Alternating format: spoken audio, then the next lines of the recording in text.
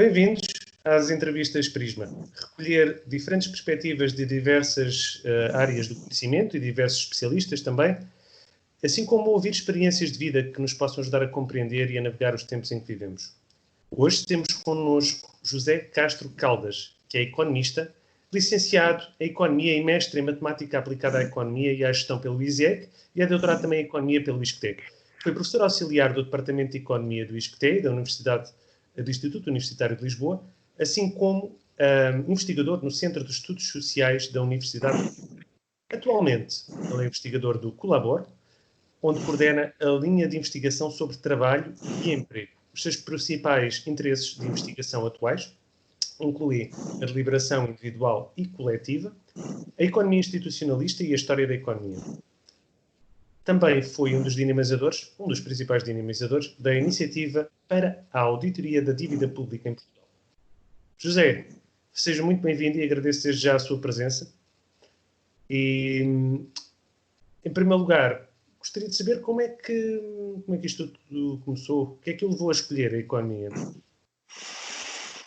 Bom, quer dizer, é uma escolha feita aos 17 anos, não é? Portanto, e a memória que tenho é de uma escolha feita por exclusão de partes, não é? Portanto, feita aos 17 anos num contexto específico, Portugal, em 1973, não é? Portanto, que me levou a uma escola onde se ensinava economia, que na circunstância era o ISCSPU, que foi aberto nesse ano como escola de economia alternativa ao ISE, que o regime considerava estar contaminado por ideias subversivas, não é? E aí é que encontrei uma disciplina muito aborrecida, não é? Muito ensinada por professores geralmente igualmente aborrecidos.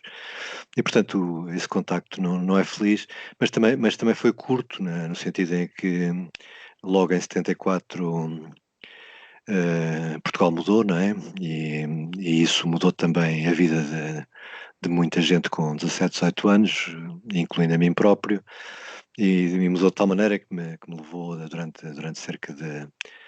quase 10 anos a abandonar a universidade. Que regressei só em 81 e, portanto, e desta vez regressei para a economia creio que de forma consciente, não é? E de uma forma, digamos, até militante, não a militância Partidária.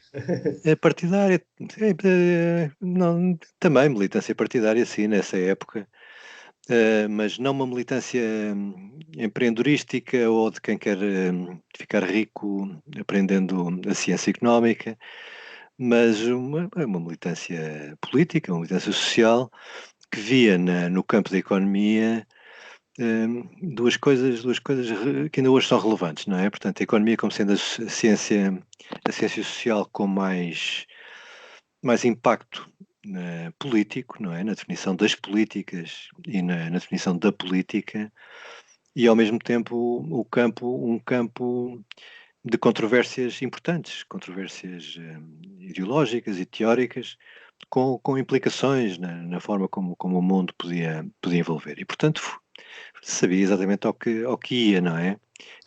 Ia para a economia para participar nesse processo de controvérsia, nesse processo de luta ideológica e de luta teórica, e, portanto, com o objetivo de me armar o mais possível para essa batalha. E olhando, se me permite, olhando para o seu percurso profissional, nós encontramos no seu currículo esta fusão das duas disciplinas distintas dentro da economia, que é a economia do trabalho, da economia mais ligada aos comportamentos também, das dinâmicas dos seus agentes e também da matemática aplicada, aquela economia dos números mais seca, não é? Também podemos chamar assim. Sim, essa opção por estudar matemática, não é?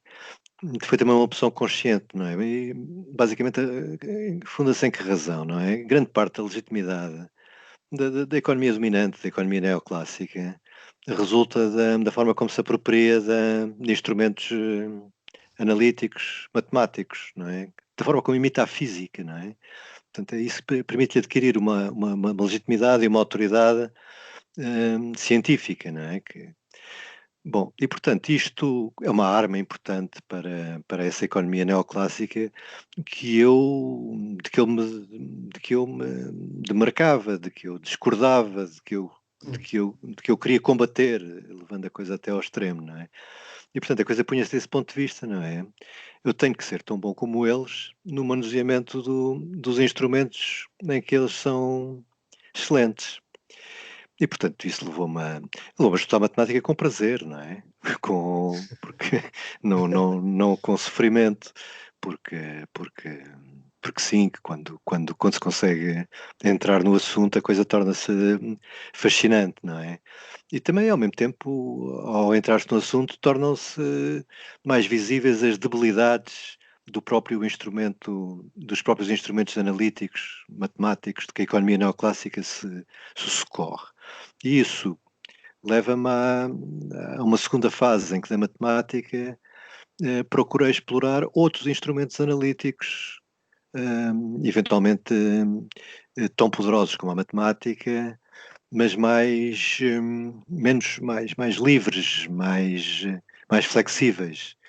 E eu estou a falar na simulação computacional, na simulação multiagentes, na inteligência artificial aplicada à economia que já existia na época, não é? Ao contrário do que muitos pensam, não, a inteligência artificial não é uma criação destes últimos anos, não é? Já por aí anda desde os anos 60, pelo menos, do século passado. E, portanto, essa incursão na modelização multiagentes.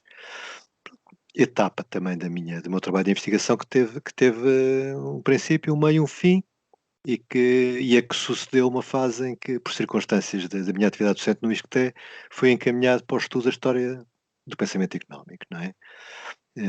Bom, e portanto isto é um percurso que depois prossegue com este meu mais recente interesse pelas questões do trabalho e da economia do trabalho, e portanto que transformam este meu percurso, este meu percurso esta parte da minha vida ligada ao estudo e ao ensino da economia, num percurso eclético Sim. e, eventualmente demasiado eclético para quem tem como objetivo construir uma carreira. Mas Não, mas foi precisamente esta a razão pela qual o convidámos, porque tem essa perspectiva mais eclética dentro da economia, não tão especializada, mas ao mesmo tempo extremamente rica, pronto, com esse conhecimento interligado, e isso dá-lhe também uma perspectiva, não direi única, poderá haver outros também, obviamente, outros investigadores, mas dá-lhe uma perspectiva singular, não é? Sobre o que está a acontecer. Aqui uma pergunta que acho que algumas pessoas, ou até bastantes, poderão ter aqui curiosidade em saber. Sendo como investigador que é consultado e que as suas opiniões e podemos dizer até as suas credenciais são tidas em conta pelo poder político nas tomadas de decisão. Ou se também tiver algum conhecimento sobre o que se passa no meio, se é possível generalizar também isto de alguma forma ou não. não são as minhas opiniões, não sou chamado a dar, não sou chamado pelo príncipe para dar conselhos, não tenho essa experiência. As poucas vezes que isso aconteceu na minha vida foi em contextos em que se procurava transmitir uma imagem de pluralidade, não é? E em que eu representava, de certa forma, Voz discordante. a voz discordante, é exatamente isto. É exatamente isso. E, portanto, isso acontece também na comunicação social, ou, enfim, houve fases em que fui mais chamado à comunicação social, mais convidado. Normalmente corresponde a fases de crise, não é? Agora estou a ser chamado outra vez, procuro esquivar-me, já não me sinto, enfim, fresco e jovem como no passado, mas são contextos muito característicos, não é? São contextos em que apareço como a voz contrária, não é? Porquê? Oposição. Oposição. Porque, na realidade, os economistas, sim, são chamados a dar conselhos, são chamados a prescrever, são chamados pelos decisores políticos, não é? Agora, são economistas, ainda hoje, mesmo hoje, continuam a ser economistas de uma dada tradição, de uma dada escola, não é? A tal economia neoclássica de que eu falei, não é? A economia de tendência liberal, são esses os economistas ouvidos, não é? Portanto, não houve um tempo em que eram sistematicamente economistas da Universidade Nova de Lisboa, não é? Que representava a voz mais autorizada dessa opinião convencional. E esses sim, esses economistas são ouvidos. Embora a relação dos dirigentes políticos com os economistas em geral seja muito instrumental, quer dizer, os dirigentes políticos olham para os economistas e para as teorias económicas como se fosse o menu do restaurante, não é? E tendem a escolher a que mais apetece na circunstância concreta, não é? Portanto, são muito pragmáticos nessas escolhas teóricas.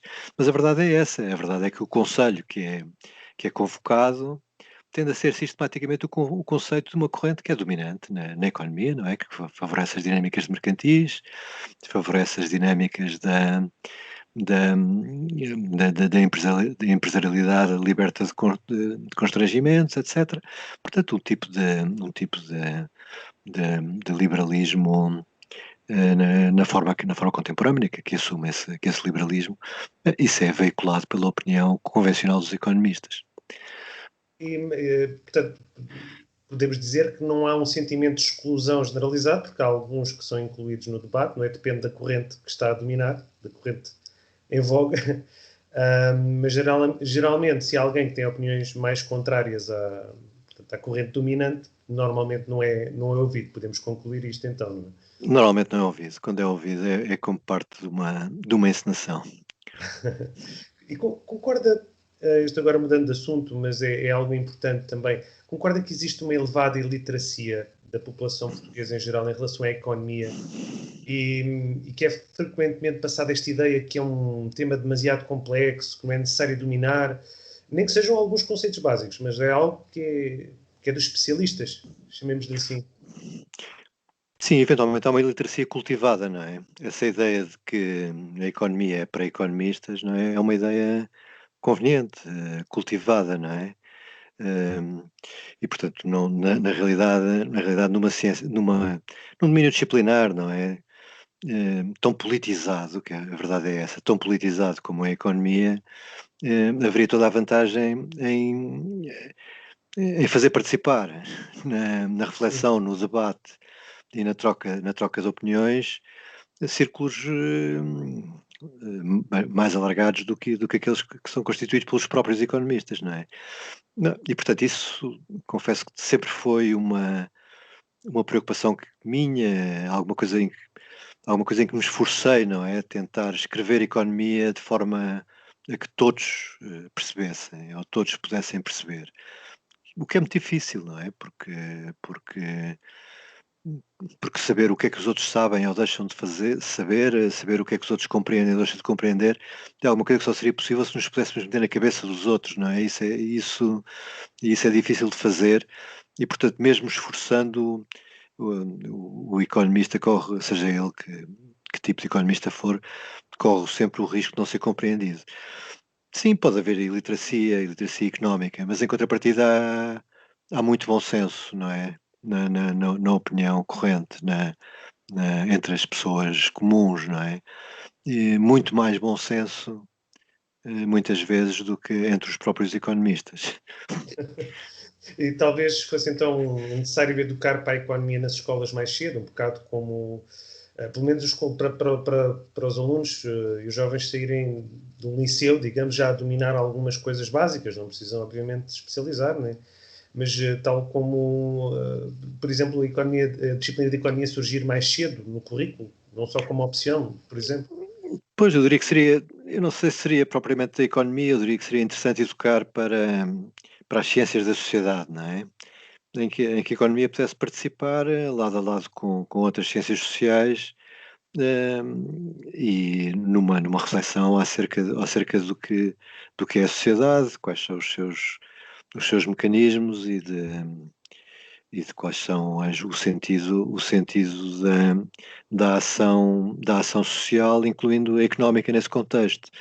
E, portanto, evitando desta forma uma especialização precoce, não é? Que também me parece ser indesejável nas idades dos jovens que frequentam o ensino secundário. Certo. Ah, Há aqui uma questão que também, acerca da economia, que frequentemente ou quase sempre é descurada e não é falada, é quase, até podemos dizer, um pouco tabu, que é a questão da mecânica monetária, Uhum. que é, no fundo, o coração da economia. Não é? É o coração, aquele que faz bombear o sangue Uhum. para este corpo, que são estas dinâmicas, que são estas. Será que podemos dizer isso? Pois eu não sei se será o coração, se será o sangue propriamente dito, não é? No lugar do coração, talvez preferisse pôr a produção, não é? O processo de criação de valor, não é? Mas é certo que a economia não tem que ser monetarizada, não é? A humanidade conheceu no seu percurso histórico fases, etapas de desenvolvimento em que é dispensável, em que a moeda era dispensável, não é? Portanto, a moeda de facto é uma instituição que tem o seu tempo histórico de a sua a sua criação enquanto instituição e o seu desenvolvimento enquanto instituição. Bom, e é verdade que é um grande mistério, quer dizer, uma pergunta difícil, é daquelas quase como aquelas perguntas como o tempo para o Santo Agostinho, não é? É a pergunta, mas afinal o que é a moeda, não é? É uma pergunta difícil para qualquer um, para uma pessoa corrente ou para um economista. Portanto, e o que é certo é que até hoje têm imperado respostas a essa pergunta que são de facto mistificadoras, no sentido em que estão a esconder, possivelmente deliberadamente, qualquer coisa a respeito do dinheiro. Eh, Será a forma como é criado o dinheiro, o mecanismo de criação? Sim, quer dizer, a resposta espontânea, não é? À pergunta o que é o dinheiro de qualquer pessoa e também de alguns economistas seria, bem, o dinheiro é um reservatório de valor, não é? O dinheiro é o ouro, não é? Que permite congelar o valor, permite ser utilizado na troca entre bens de diferente natureza. De alguma forma a equação entre o dinheiro e qualquer coisa de mágico, não é? Que é o ouro que tem essa propriedade mágica de servir para fazer viajar no tempo a riqueza, não é? Do presente para o futuro. E depois quando vamos escavar, não é? Um pouco na história, bom, encontramos primeiro no presente dinheiro cuja relação com o ouro pura e simplesmente desapareceu, dinheiro que é pura e simplesmente de facto Escritural, criado, moeda escritural. que é puramente escritural, eh, e, e quando escavamos mais também encontramos que essa forma escritural ou simbólica de dinheiro sem relação com nenhuma mercadoria é ela própria muito antiga. E portanto, que o dinheiro escritural de alguma forma até já existia na Mesopotâmia, segundo se diz, como na forma de registro de dívidas, não é? De registro de dívidas.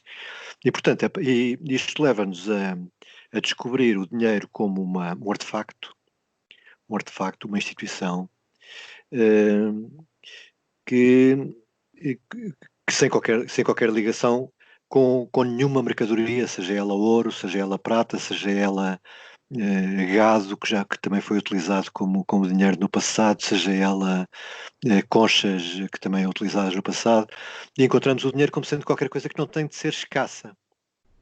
Qualquer coisa que não Certo. tem de ser escassa. E essa é a primeira descoberta perturbadora. A ideia de que, ao contrário do que se diz e do que se pensa, o dinheiro cresce mesmo nas árvores. Só que essas árvores chamam-se bancos. Banco Certo. Central. Como é que isso funciona? Como é que é criado o dinheiro na Não, prática? a questão é, a questão é que é tão simples como já foi dito, tão simples que a mente recusa-se a compreender.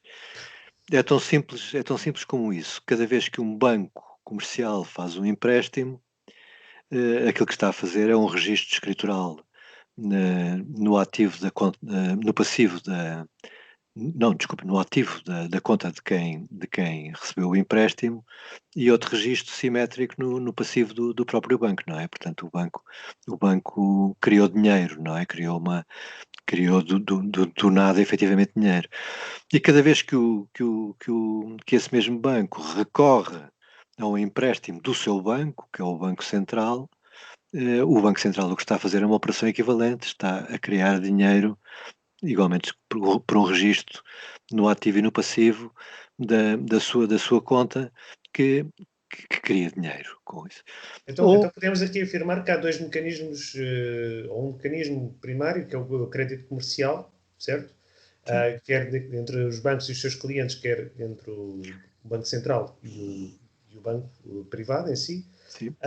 Mas também há a questão dos déficits estatais, quer dizer, os déficits estatais também, no fundo, são criação de dinheiro. Não só estatais, quer dizer, quando o Estado emite obrigações ou quando uma empresa, uma sociedade financeira emite obrigações, emite dívida, não é? E essa dívida é adquirida por um banco central, neste caso, aquilo que está a ser feito é que o Banco Central está a registar como ativo os títulos que adquiriu, não é? Os títulos de dívida e como no lado do passivo o dinheiro que foi criado, não é? Portanto, está a ser criado dinheiro quando o Banco Central intervém como comprador, não é? Nos mercados obrigacionistas, sejam eles públicos, sejam eles privados. Agora, a ligação com o Estado é importante. Só aqui para esclarecer uma questão. Com esta arquitetura do sistema atual, é possível não haver déficit estatal alguma vez? Hum, Creio que sim, não é? Tanto que é possível é que isso existe. Nessas circunstâncias em que não existe déficit, não é? Não há nenhuma razão que leve a crer que A não leve a ser a crer. questão do endividamento do próprio Estado, não é? Digamos. Quer dizer, o Estado, mas os eventos do próprio Estado, enfim, decorre de circunstâncias económicas que condicionam as suas receitas e as suas despesas, não é? O endividamento do próprio Estado é endógeno, digamos assim, ao andamento da própria economia, não é? E, portanto, como nós estamos a assistir, não é? No presente, com toda a exuberância, não é? Sim, e isto tem sido uma tempestade quase perfeita em muitos aspectos e a resposta dos bancos centrais em articulação com as tesourarias dos diversos países levou a uma expansão brutal, digamos, da massa monetária, não é? Da base monetária. Só porque algumas pessoas de facto têm procurado e não tem sido fácil de encontrar dados sobre as massas monetárias, sobre a expansão das massas monetárias. Esses dados são divulgados pelos bancos centrais? É possível Hum, encontrá-los? Não é possível Sim, encontrá-los? não, se pesquisar na internet em ECB, ECB, European Central Bank e Monetary Base, encontra os dados todos, não é? Ok. M1, M2, M3 estão todos disponíveis, isso não é. É possível ter essa noção dessa expansão Sim, não, a expansão do balanço dos bancos centrais é astronómica, não é? assustadora em alguns aspectos. Pá, não, francamente não. Na realidade, o Banco Central expandir-se o balanço não me assusta muito, ou não me assusta nada. O que na realidade me assusta é a forma como essa expansão está a ocorrer desde que foi iniciada em 2012, não é? E anteriormente a isso nos Estados Unidos. O problema é que essa expansão monetária, esse aumento da massa monetária está a ser canalizado de uma forma deficiente. Isto é, está a ocorrer pela forma da aquisição de títulos de dívida, de obrigações e de outros tipos de dívida emitidos por empresas e instituições financeiras, não é? E, portanto, o dinheiro que é criado pelo Banco Central está a aterrar nas mãos dos detentores desses títulos, que estão a vender esses títulos. E, portanto, está a criar uma disponibilidade de liquidez imensa na posse de atores financeiros que a estão a transportar não sob forma de procura na economia, mas sob a forma de procura nos mercados financeiros, não é? E essa procura nos mercados financeiros traduz-se bem naquilo que hoje é absolutamente extraordinário, quer dizer, que é numa contínua valorização dos ativos financeiros, portanto estou a falar de obrigações e de ações nas bolsas, não é? Inclusive hoje, não é? No meio desta desgraça coletiva que está a acontecer, depois de um primeiro impacto que levou ao tapete as bolsas, elas recuperaram em 2 meses para os níveis anteriores praticamente, não é? E portanto nós vemos nós vamos consultar a evolução das bolsas, não é? E quer dizer, a tendência é de subida no contexto da maior das desgraças, não é? Como é que isto é possível? Como é que isto é possível? Bom, o dinheiro que está a ser criado em massa pelos bancos centrais está a ser canalizado para agentes cuja atividade consiste em fazer aplicações nos mercados financeiros. E, portanto, não está a ser usado para financiar a despesa pública, por exemplo. Sim. Não está a ser usado para financiar a despesa pública, que neste momento é necessária para manter o rendimento e a capacidade produtiva, não é? E para não permitir que este choque e tal pandémico se transforme numa crise prolongada, não é? Portanto, o problema é esse. Não é o crescimento do balanço, não é? Porque o crescimento do balanço do Banco Central resolve-se de uma forma com uma borracha, apaga-se, se for caso disso, não é? E que sem perda para ninguém. Sem perda para ninguém, não é? Não, e portanto não é esse o problema, é a forma como está a ocorrer. Estas respostas dos Estados e dos bancos centrais, particularmente desde 2008 e para cá, é preciso recordar que ainda não tínhamos, creio eu, e certamente poderá dizer que ainda não tínhamos recuperado da 2008, não é? Ainda não estávamos perfeitamente recuperados. Estas respostas têm assentado muito em aquelas ideias um bocado keynesianas, de seja que em momentos de contração da atividade económica o Estado deve aumentar os gastos e contrair dívida para investir na economia, não é? E isto também faz com que ele se substitua aos agentes económicos. Isto, ou seja, o Estado também não tem esta capacidade de inovação, não é? Para se substituir aos agentes económicos. Não, mas na realidade, se isto é keynesianismo, e portanto isto há dois momentos desses, supostamente keynesianos, há 2008, 2010, não é? O primeiro período de resposta à crise, à grande recessão, que teve aparência keynesiana, e há agora esta. Agora, se isto é keynesianismo, é um keynesianismo patrimonial, chamemos-lhe assim, não é? É um keynesianismo que tem como objetivo, em 2008, 2010, salvar os direitos de propriedade dos donos dos bancos, não é? Salvar os bancos, salvar os direitos de propriedade dos donos dos bancos, serviu para isso, para resgatar, não os bancos, mas para resgatar os direitos de propriedade dos donos dos bancos, e está a servir agora o mesmo efeito, para garantir os direitos para garantir as empresas. E garantir as empresas significa garantir os direitos de propriedade dos donos das empresas, pequenas e grandes, de todos os tamanhos, mais a grandes do que as pequenas e as microempresas, não é? Portanto, é um keynesianismo patrimonial muito, muito especial. Não é o keynesianismo do investimento público, não é? Do emprego e da criação de procura a par da criação de oferta, não é? Não é esse tipo de keynesianismo a que nós estamos a assistir, não é?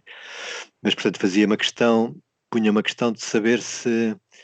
Portanto, isto não é, no fundo, não é esse modelo puro, tal como o Keynes postulou, não é? Não, e, sobretudo, há aqui também esta questão agora de uma nova abordagem, que é a abordagem também da teoria monetária moderna, que tem sido utilizada também muito para fundamento teórico de algumas decisões políticas. Pode-nos explicar o que é que assenta essa teoria? Não, assenta na ideia simples de que a moeda é uma criação do Estado. Isto é, que o Estado cria moeda, e portanto Estado neste caso inclui Banco Central, como é evidente, e Tesouro também. O Estado cria a moeda, não é? E essa moeda é aceite, portanto a moeda é um mero Escritural. símbolo, não é? que pode assumir, ter suportes, desde os eletrónicos até ao papel, não é? E ao metal. É um símbolo que é aceito como intermediário nas trocas, pelo simples facto de que nessa moeda criada pelo Estado está escrito, simbolicamente escrito, isto é aceite, seja custo que custar, isto será aceite para pagamento de impostos, não é? E, portanto, o facto dessa folha de papel, desse símbolo ter lá escrito que o Estado, o soberano, aceitará isto para pagar impostos, faz com que qualquer pessoa esteja disposto a aceitar como meio de pagamento um símbolo que, por sua vez, pode utilizar como para pagar o seu tributo ao soberano, não é? E, portanto, é basicamente nisto é uma concepção chartalista da moeda, não é? Que resulta no sentido em que resulta do poder público do Estado, contra uma concepção metalista da moeda como sendo como sendo um metal que emerge como intermediário e comensurante das trocas de diferentes tipos de bens. E, portanto, esta é uma luta, esta concepção da moeda não nasce propriamente com a moderna teoria monetária. A moderna teoria monetária o que faz é descobrir eh, contributos que são bastante antigos, não é? Que se tornaram mais visíveis no século XIX, aliás, pela mão de autores institucionalistas, eh, que conceberam desta maneira a moeda como sendo uma criação do poder público, do soberano, e não algo não uma mercadoria que tenha emergido como equivalente nas trocas de forma espontânea, não é? Bom, agora, a moderna teoria monetária, eu arriscaria dizer que é o único desenvolvimento teórico interessante na economia nos últimos 10 anos. Desde 2008 para cá, já passámos por estas tormentas económicas todas e o grande desarrincanço teórico no meio disso tudo foi o da moderna teoria monetária. Bom, que recupera esta ideia da moeda como um instrumento do Estado, não é? E que a aplica da seguinte forma, não é? Então o problema resume-se no seguinte: se o Estado tem poder para emitir moeda, deve usar esse poder para criar uma dinâmica na economia que a permita chegar ao pleno emprego, resolver o problema do desemprego e, eventualmente, no caminho também o da pobreza, não é? E que o único limite para a criação de moeda por parte do Estado é exatamente esse, é o limite do pleno emprego, não só do trabalho, não é? Do pleno emprego do trabalho, mas do pleno emprego do conjunto dos fatores. E, portanto, Mas também há aqui a questão que alguns criticam nessa teoria, de que o Estado não tem capacidade de inovar. Não é? O Estado, quem faz a inovação na economia são os agentes económicos. O Estado em si é um instrumento pesado, não é? pois não, Tem inovação.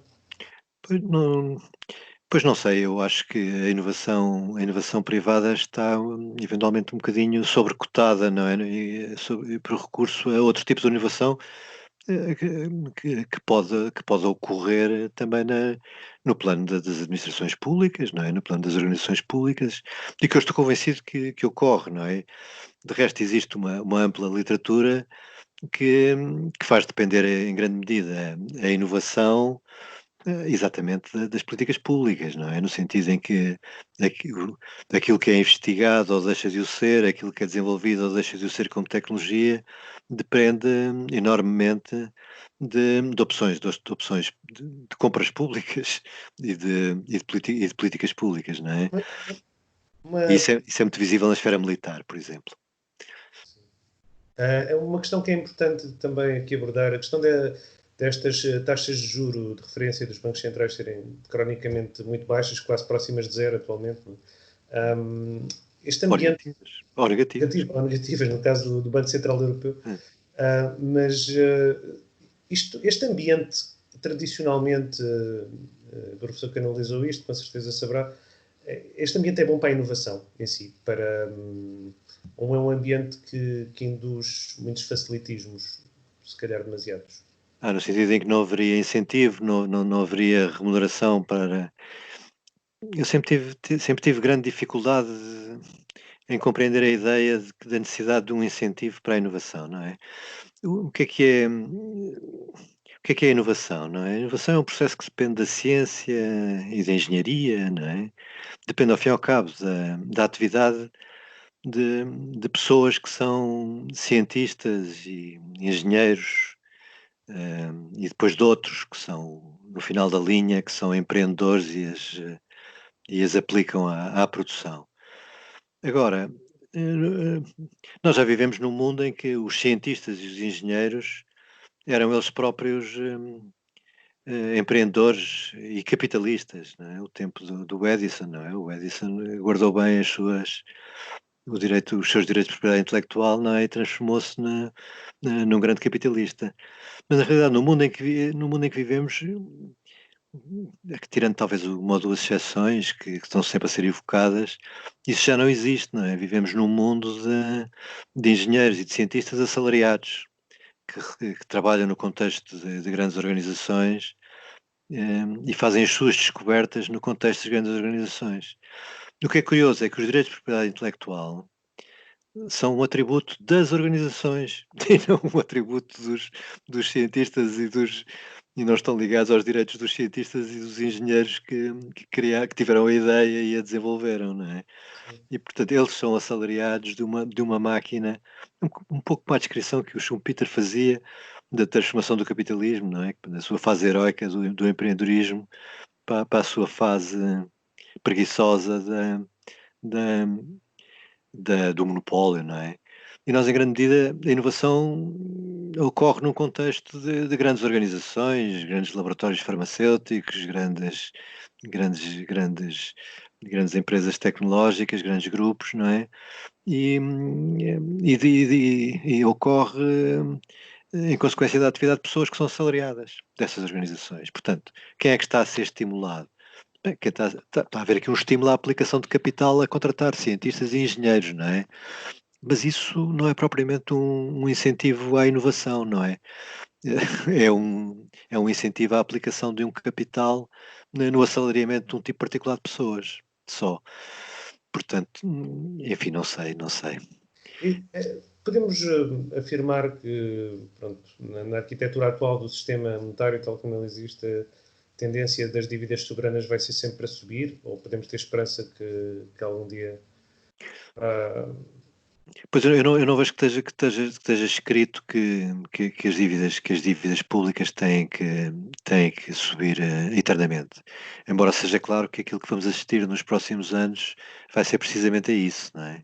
A uma escalada das dívidas públicas.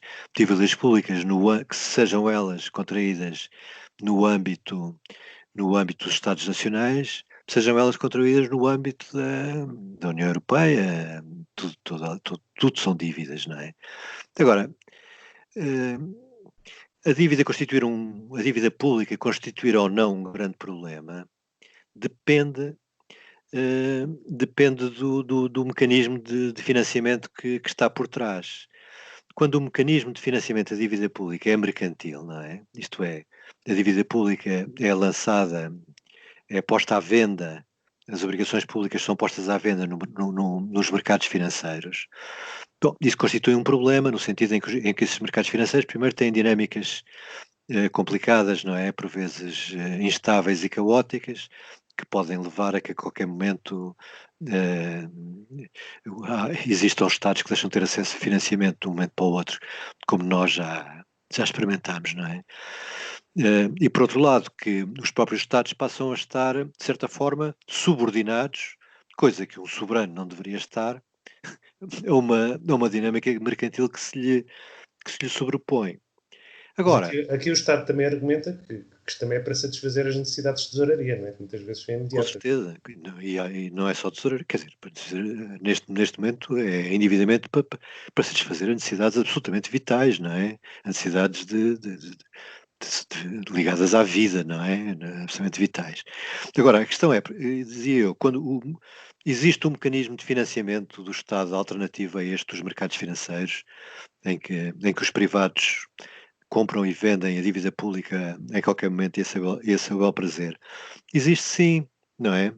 Existe um mecanismo alternativo que é o financiamento desta dívida pública pelo próprio Banco Central. Bom, mecanismo esse que é interdito nos tratados da União Europeia, mas que não é, perdão, mas que não é inédito na história, nem inédito no presente. Quer dizer, deve ter dado conta que o Banco Central, inglês, o Banco Central é inglês, não se percebe lá saber porquê, é aquilo, embora a Libra circule também na Escócia, o Banco Central é inglês. Bem, o Banco Central inglês chegou a um acordo com o Tesouro Britânico para adquirir diretamente dívida pública. Portanto, isso é descrito como a monetarização da dívida. Bom, isto significa que criar uma situação extremamente interessante, que provavelmente não passa pela cabeça do comum dos mortais. Quer dizer, o Estado endividado paga juros a um Banco Central, passa a pagar juros a um Banco Central que é o dono da dívida, que depois distribui esses mesmos juros sob as formas de dividendos ao devedor. Não é? Portanto, o mecanismo é esse. Aliás, em Portugal, onde a dívida não está monetarizada, mas foi parar ao balanço do Banco Central pela via do quantitative easing, o Banco de Portugal recebe os juros dessa dívida e depois paga dividendos ao Estado. É como se o devedor tivesse a receber de volta os juros que pagavam. Ora, isto é uma ideia extremamente interessante. Não é? Isto do devedor receber de volta os juros que ele próprio paga e eventualmente poder nunca pagar, nunca ter que amortizar a própria dívida, porque a dívida pode ser transformada em dívida perpétua em qualquer momento. Tal coisa que consiste a pagar do balanço, o registro do balanço do Banco Central. A dívida ser transformada em dívida perpétua é a mesma coisa que a pagar, é transformada em dívida perpétua. Bom, isto é um mecanismo extremamente interessante, não é? Daria recursos financeiros ao Estado potencialmente ilimitados. Bom, isto é a moderna teoria monetária a funcionar, não é? E porquê é que eu digo potencialmente ilimitados? Bom, porque se este Estado e este Banco Central exagerarem na aplicação desta receita, não é? E exagerarem significa criarem mais moeda do que aquela que é necessária para constituir procura para a capacidade de oferta que a economia tem, então, então temos um problema. E esse problema chama-se de facto inflação. Mas ocorre. Já agora, peço desculpa por estar a interromper, mas porque é que neste momento, com os, salvo erro, 5 trilhões que foram injetados só pelo Banco, a Reserva Federal Americana, desde março até agora, em abril, creio eu, porque é que não temos ainda um cenário de hiperinflação? Pois isso é muito interessante, mas é que temos. Temos. Temos hiperinflação localizada num mercado particular, que são os mercados financeiros. Os ativos financeiros, as ações e obrigações, estão hiperinflacionadas e mantêm-se hiperinflacionadas. Porque esse dinheiro está sempre aí canalizado. Se esse dinheiro tivesse a ser disseminado na sociedade, provavelmente poderíamos ter um problema de inflação. Aliás, eh, nós estamos num contexto deflacionário. O único mercado inflacionado é o mercado dos ativos financeiros, não é? As ações e obrigações. É o único mercado inflacionado. No resto o que predomina é a deflação, não é? Mas o contexto que estamos a viver no âmbito aqui do Covid é muito diferente do contexto de crises anteriores. Quer dizer, nós estamos num contexto em que não há nenhuma garantia de que a produção, a oferta na economia, em todos os bens e serviços, esteja em condições de responder com rapidez a impulsos do lado da procura. Aliás, olhando para a evolução do índice de preço do consumidor publicado pelo INE e por todos os INEs da União Europeia, é visível que existe um tipo de bens que tem tido evoluções de preços que contrastam com os restantes, que é precisamente os bens alimentares, não é? Parece-me ser sensível isso em Portugal, relativamente a abril e maio, os dados já são disponíveis e isso acontece, e portanto nós não estamos potencialmente livres de uma situação em que é esta procura que é mantida congelada por via do financiamento público das empresas e das pessoas, de certa maneira, não existe uma capacidade de resposta em alguns mercados. Nós assistimos a rupturas de alguns mercados, não é? De bens relacionados com a saúde, de equipamento e até de alguns componentes da indústria farmacêutica, não é? No âmbito daquilo que se designou a ruptura das cadeias de abastecimento e tal, não é? Mas essas tensões do lado da oferta existem. E eu não quero exagerar, o contexto é deflacionário, mas existe aqui um potencial para a manifestação a prazo de tensões inflacionárias. Parece-me. Mas tudo isto é muito incerto, não é? Não. E, na sua opinião, todos estes estímulos que foram introduzidos desde 2008, em particular, até agora, e agora novamente em abril, desde abril, estes estímulos aumentam a frequência e a probabilidade de colapsos sistémicos ou parciais nos mercados financeiros? Ou seja, isto porque os investidores dos mercados de ações em particular e os grandes fundos de investimento sentem que podem assumir cada vez mais riscos, não é? Não, Nunca vão perder. E que os bancos centrais e o Estado ficam reféns das suas próprias ações, no fundo, não é? Não, como é que se diz? Este alívio quantitativo, não é? Em português. Quantitative easing, sim. Quantitative easing. Este alívio quantitativo está a produzir esse efeito. Inflação nos mercados financeiros, não é? Portanto, isso, e de facto, está a produzir uma resposta comportamental dos agentes financeiros que é procurar remuneração através da assunção de cada vez maiores riscos, não é? Portanto, isto é, os agentes dos mercados financeiros sabem muito bem que estão a comprar obrigações e ações de empresas falidas. Quer dizer, como é que é possível não saberem num contexto como aquele, como aquele que estamos a viver, não é? Em que as bolsas nas bolsas continuam a valorizar-se ações de companhias aéreas. Quer dizer, que é uma coisa absolutamente incompreensível quando o obituário de uma série delas já está escrito neste momento, não é? E só não e a morte das companhias aéreas só não acontecerá de facto com enormes intervenções públicas, não é? De entradas no capital dessas companhias. As companhias aéreas estão de facto mortas, não é? E estando mortas, em estado comatoso, continuam a ter valorizações em algumas bolsas. Portanto, isso significa que essas valorizações estão a ser alimentadas de facto por esta. Bom, e portanto estão a alimentar um processo Ponzi, não é? Como dizia lá Esquema em pirâmide. Um esquema piramidal, não é? Como o da Dona Branca tem um fim num dia que ninguém consegue antecipar, não é? E que se alguém conseguisse antecipar, ficava rico com essa antecipação. Mas. Surgiu curiosamente esta semana, que passou um caso muito curioso, que foi de uma empresa que está falida, um dos maiores gigantes de aluguer de automóveis, creio eu, que é Hertz. Hertz faliu. E que pôs uma oferta pública de ações. E vendeu. E vai prosseguir, apesar dos próprios advogados da empresa dizerem que o preço está completamente desligado dos princípios fundamentais, não é? Mas vai prosseguir com a oferta na mesma. Portanto, isto também revela um pouco, são os próprios, muitos dos agentes do próprio mercado que estão a criticar, que estão a ver que isto que já chegou a um ponto que é, porventura, um pouco até ridículo. Não é? Algumas coisas são ridículas, não é? Nesse sentido. Pois, é aquele ridículo que tão ridículo é quase trágico, não é? Porque é um colapso anunciado, não é?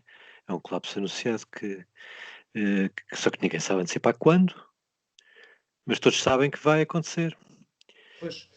E relativamente portanto, aos dados que saíram também recentemente sobre as estimativas do impacto do Covid-19 na economia, têm sido feitas cada vez mais revisões com Em alta. Com piores cenários. Temos aqui uma projeção do Banco Mundial, a projeção base de mais 680 milhões de pessoas em 2021, que é o cenário base. O pior cenário, a pior projeção, dá conta de 720. Desempregadas. Não, isto são pessoas que, portanto, vão parar à extrema pobreza, ou seja, vivem com menos de $1,90 por dia. Ok. E estas revisões começaram, as primeiras previsões feitas em março e abril davam conta de que seriam 580, mas agora já, pronto, os números têm sido revistos cada vez mais em alta. Isto tem alguns dados para Portugal, especificamente, que possamos encontrar neste momento. Destes cenários, já penso que tínhamos falado antes de começar a conversa, tínhamos falado na questão do Orçamento de Estado, que já estão algumas previsões feitas. Que números são esses? E são realistas ou são ficcionados? Quer dizer, as previsões são sempre ficcionadas, não é? Então tem uma dimensão expressiva, não é? Portanto, uma previsão quer transmitir uma mensagem, não é? E influir na realidade. E, portanto, aqui é claramente uma mensagem que se pretende transmitir, que é isto vai ser mau, mas passa depressa. Portanto, e o problema é que a segunda parte da frase não está muito longe de estar garantida, não é? Nós não sabemos se este impacto será profundo, que vai ser profundo, sabemos, não é? E provavelmente, mesmo em Portugal, bastante mais profundo que os 6,5% ou 7% de quebra do produto interno bruto que é previsto pelo orçamento. Sabemos que vai ser profundo, provavelmente mais do que isso. Agora, o que não sabemos mesmo é se vai ter efeitos de persistência, não é? Como a anterior crise, não é? A de 2008 teve, que nos levou 10 anos a retomar o nível de atividade de 2008, não é? Só em 2018 é que retomamos isso. Bem, se projetarmos isso para Portugal, isso significa que agora potencialmente podem ser outros 10 anos para retomar o nível de 2018 outra vez, não é? Bom, e isso são 2 décadas de estagnação. São 2 décadas de estagnação. E o problema da estagnação não é a estagnação em si. O problema da estagnação é que essa estagnação tem tendência a estar muito mal distribuída, não é? E tem tendência a afetar setores da população que são muito mais vulneráveis do que os outros. Isso é verdade, quer no plano internacional, como diz esta crise não tem nada de simétrico, é assimétrica, como no plano interno. E nós percebemos muito bem porquê, não é? Porque no plano internacional o que é que se passa? A profundidade, mas sobretudo a persistência da crise, depende muito da capacidade de fogo que o Estado tenha para contrariar os seus efeitos depressivos. Bom, e essa capacidade de fogo está desigualmente distribuída, quer dizer, um país que conta as divisas ao centavo para poder fazer importações, como acontece na maior parte dos países em desenvolvimento, não é? Ou que conta ao centavo os recursos que tem para garantir um sistema de saúde mínimo, não é? Não tem uma capacidade de fogo comparável com o que tem uma Alemanha ou que tem mesmo Portugal. Quer dizer, um exercício interessante é comparar exatamente estes pacotes financeiros de resposta à crise nos diferentes países, não é? Em que vemos como a dimensão, o volume desses envelopes financeiros tem uma desproporção gigantesca, mesmo em termos per capita, inclusive dentro da própria União Europeia, não é? Comparamos entre a Alemanha, o volume da bazuca alemã, não é? O tamanho da bazuca alemã com a pressão da portuguesa, não é? A desproporção é enorme.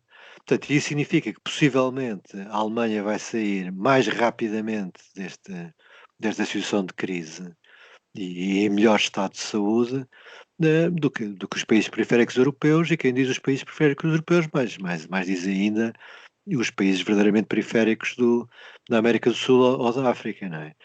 Portanto, as consequências estão muitíssimo mal distribuídas e o mundo não dispõe de instrumentos eficazes para combater esta desigualdade da distribuição da vulnerabilidade.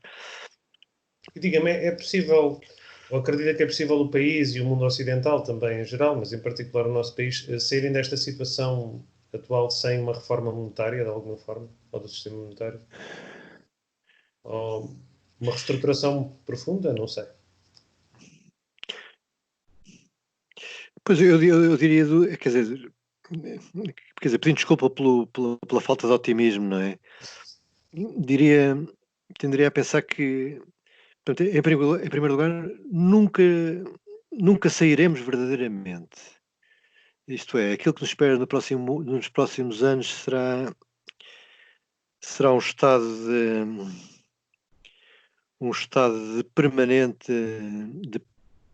permanente tensão, de que nunca seremos verdadeiramente, e também nunca essa tensão resultará em transformações muito profundas, seja do que for, inclusive do sistema monetário. Embora possam acontecer coisas que no percurso que são verdadeiramente preocupantes. Eu só quero evocar um cenário possível, porque é o que me preocupa mais no caso de Portugal. Portanto, nós já vimos, não é? Com bazucas europeias ou sem bazucas europeias, a dívida pública portuguesa vai subir do patamar dos 120% do PIB ao patamar dos 140% do PIB.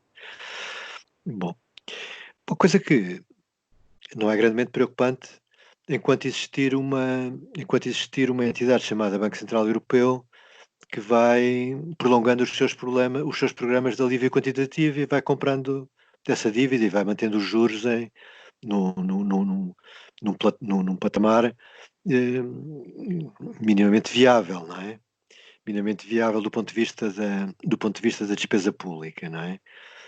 Agora, o problema é que basta dizer isto para nos apercebermos que vamos estar numa circunstância de inteira dependência de decisões que são tomadas por um Banco Central baseadas em variáveis que nós não controlamos. Quer dizer, o Banco Central tem uma motivação para manter esta política monetária não convencional, não é? Que permite manter o financiamento do Estado português ligado à máquina durante o tempo que for preciso.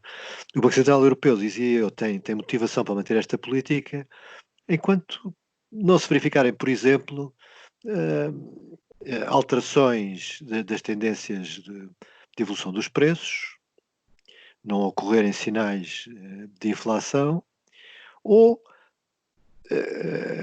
as dificuldades políticas e jurídicas no quadro da União Europeia, como aquelas que se manifestaram com a sentença do Supremo Tribunal Alemão, não é? Não obrigarem o Banco Central Europeu a corrigir este tipo de políticas. Bom, portanto, estamos dependentes das decisões de um board, de um Banco Central em que só existe um português, que esperamos que esteja preocupado com a terra em que nasceu. E diga-me uma coisa, portanto, creio que seria possível um cenário do fim do euro e do regresso dos países às suas moedas, eventualmente? não, o cenário do fim do euro certamente que é possível, não é? Basta que ocorra um episódio parecido ao de 2011, 2012, isto é, de que basta que um país Não possa cumprir as obrigações. como a Itália esteja impedido de aceder aos mercados de financiamento, não é? Para que o edifício colapse. Não tenho. Portanto, isso pode perfeitamente acontecer. E parece mais improvável que haja. Há quem advogue que seria, em certa medida, até benéfico, porque mesmo se calhar deparando-nos inicialmente com um cenário de hiperinflação, imaginemos, no regresso às nossas moedas, poderia eventualmente isso também aumentar as exportações, os produtos ficavam mais baratos, tudo. Portanto, o país iria, com o tempo, iria se estabilizar. Tínhamos uns anos difíceis, talvez, não é? Uns anos muito difíceis, mas depois a economia recuperaria também e cresceria mais. Há quem diga isso. Pois, quer dizer, eu tendo a pensar que o cenário de um divórcio amigável seria mesmo o cenário desejável, isto é, que, quer dizer, porque tendo a pensar que não há soberania sem moeda. E, portanto, na medida em que penso que a soberania é desejável e que é desejável desejável no quadro em que ela pode existir, que é o quadro dos Estados-nação, não é? Destas comunidades políticas, acho que essa soberania tem que dispor de instrumentos, quer de política monetária, quer de política orçamental, de que neste momento não dispõe por ter embarcado nesta aventura impensada que foi a criação do euro. Muito bem, professor José Caldas, muito obrigado. Muito Muito obrigado eu por esta conversa também. Pela sua visão e o seu conhecimento, que é impagável, e a sua larga experiência. Gostaria de convidar também o nosso público, os nossos ouvintes, a visitarem o site da Colabor, não é? Que é o site, portanto, é o Laboratório Colaborativo para o Trabalho, Emprego e Proteção Social, onde o professor é, portanto, coordenador de investigação, e também consultar e comprar também os livros do professor, certamente. Ele tem quantos livros publicados, já agora? Pois não sei bem, entre publicados e editados, talvez 5, não sei. Não... Portanto, também poderão adquirir os seus livros e ficar a conhecer melhor o seu trabalho. E queria agradecer desde já, mais uma vez, e queria agradecer aos nossos ouvintes por assistirem às entrevistas Prisma. Certamente ficou com uma compreensão melhor do mundo em que vivemos e dos tempos em que vivemos. Muito obrigado por assistir. Muito obrigado, professor. Uma boa Muito obrigado, tarde. muito obrigado. Obrigado. Boa tarde. Boa tarde.